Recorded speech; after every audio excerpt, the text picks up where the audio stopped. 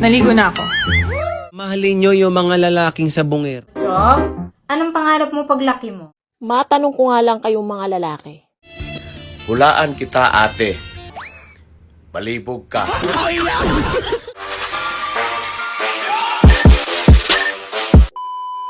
Butchok, anong pangarap mo paglaki mo? Pangarap ko po, kumita ng $50,000 tulad ng tatay ko. Wow! $50,000 ang sweldo ng tatay mo? Hindi po. Yun din po pangarap niya. Mga girls, ha, mahalin nyo yung mga lalaking sabungero.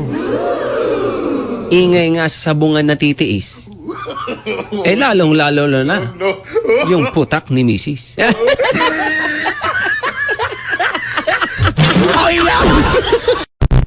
Matanong ko nga lang kayong mga lalaki. Kailan ba sumikip yung maliit? Naligo na ako. So ano ngayon? Anong ano? Naligo na. O di mabago ka na. Ang bobo talaga. Nauubos na ang lalaking loyal sa mundo. Si Jack ng Titanic patay na. Si Romeo ni Juliet patay na. Ngayon, nahihirapan na akong huminga.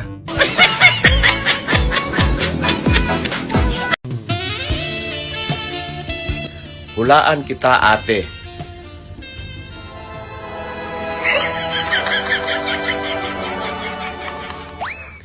Malibog ka. Gago!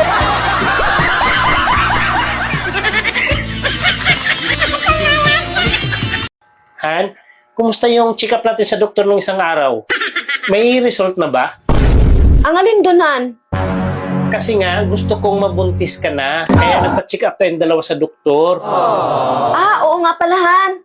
Kakukuha ko lang ng result kanina. At ang sabi ng doktor, dalawa yung result. Sa'yo at saka sa akin. Ah, hindi ko pa nabasahan eh. Sigurado ka, Han? Buksan mo na. Excited na akong makita, Han, kung ano yung result. Ah, sandali lang, Han, ah. Nandito eh.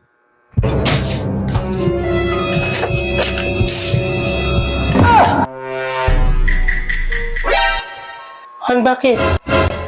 Sabihin mo na kasi. Naku, Han! Kapag may gusto mo! Ha? Anong result? Sabihin mo na kasi. Buntis ako!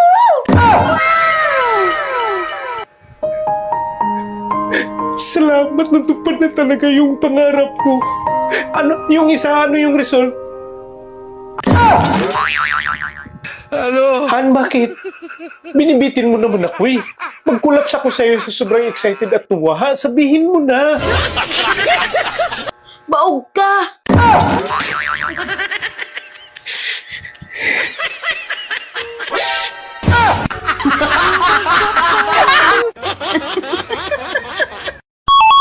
Mare, bakit ganyan pa rin ang balat mo? Di ba binilan ka na ni pare ng lotion milk? Wow! Ewan ko nga ba, pare? Umiinom naman ako araw-araw. Magaling ka eh. Hoy! Alam mo, sumusubra ka na. Nang babae ka na naman, ano? Anong nang babae? Wala ah. Naalala mo dati? Nasubrahan ka sa ana-ana? Nagiging makalimutin ka? Pero nung itinigil mo, nawala. Tapos ngayon, bumalik na naman? Kaya hindi ka makapagsinungaling sa akin. Hindi ako nagsisinungaling sa'yo. Wala akong babae, okay? Sige nga, kung wala kang babae, ano ang pangalan ko? Cherry White. Kita mo?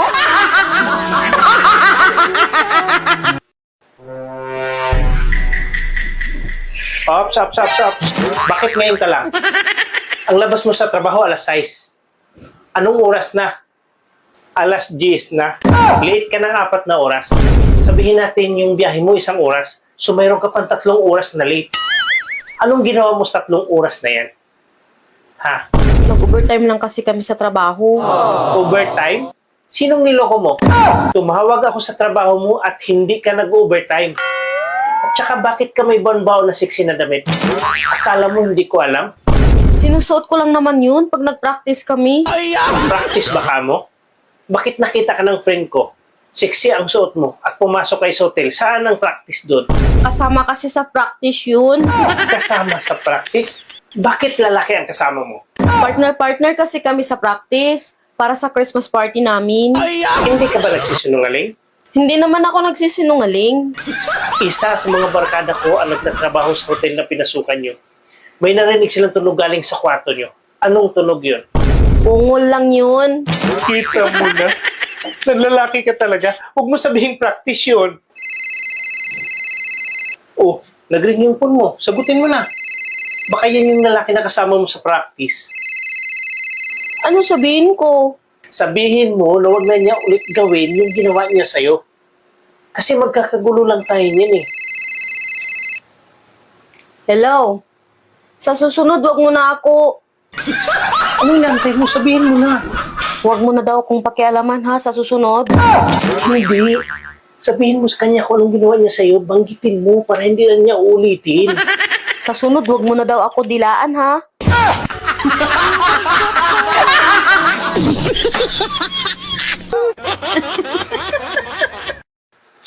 Han, naalala mo ba yung babae? Yung natulog dito nung isang araw? Uwan, bakit? Kapatid yun siya. Nang inutangan natin ng 5K na sobrang laki ng advance interest. Kapatid pala niya yun? Oo, at nagsumbong nga siya sa akin. At bakit mo daw siya pinakialaman nung natulog siya dito? Hindi ko naman kasi alam yun, Han. Tsaka bakit mo pinapatulog sa kwarto natin? Tsaka inok mo pa yung ilaw. Akala ko ikaw yun eh. Malaki yung friend ko eh. Malit lang ako. Paghipo mo pa lang, alam mo na kung ako o hindi. Parang napansin ko ngayon na parang malaki yung umbok eh. Paano kasi ang dilim? Akala ko kasi busog ka lang. Hindi ka man lang nagtaka kung ako ba yun o hindi. Sa totoo lang, Han, saka ko na napansin na hindi talaga ikaw yung kalagitnaan na. Oh, napansin mo pala. Bakit pinatuloy mo pa rin? Bakit hindi ka huminto? Sumagot ka. Bakit tinuloy-tuloy mo pa rin? At bakit hindi ka huminto? Huminto naman ako eh. Huminto ka pala. Bakit nagtuloy-tuloy? Madulas na kasi masyado yung preno.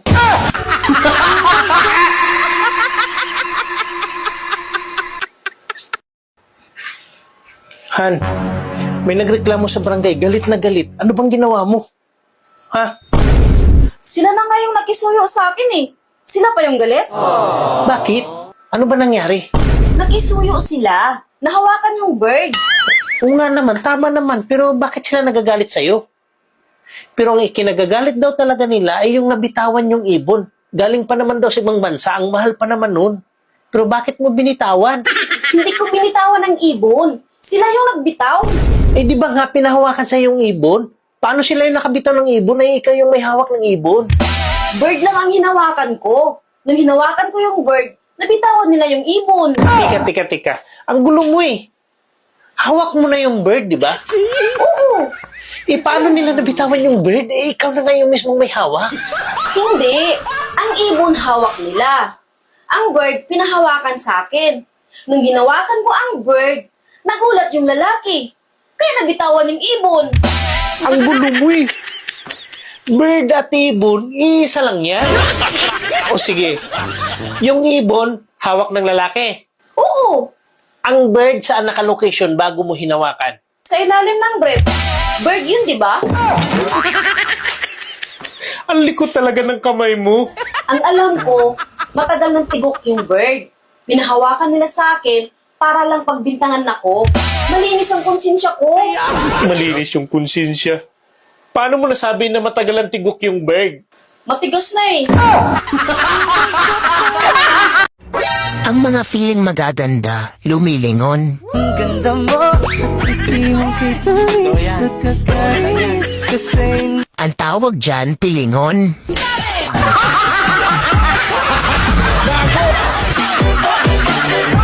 Kung sino pa walang kachat, siya pa yung masipag mag-online.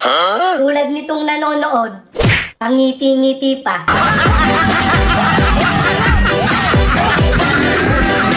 Sa mga babae dyan, payag kayo nun. Si Cinderella nga, hinubad lang yung sandals.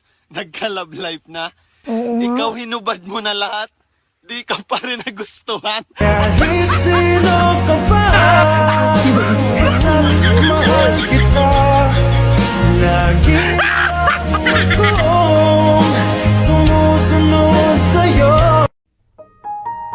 Han, may day mo naman ako. Kahit minsan lang. Hay nako, hindi ako nagsasama ng My Day. Nakapanood na nga lang muna ng TV.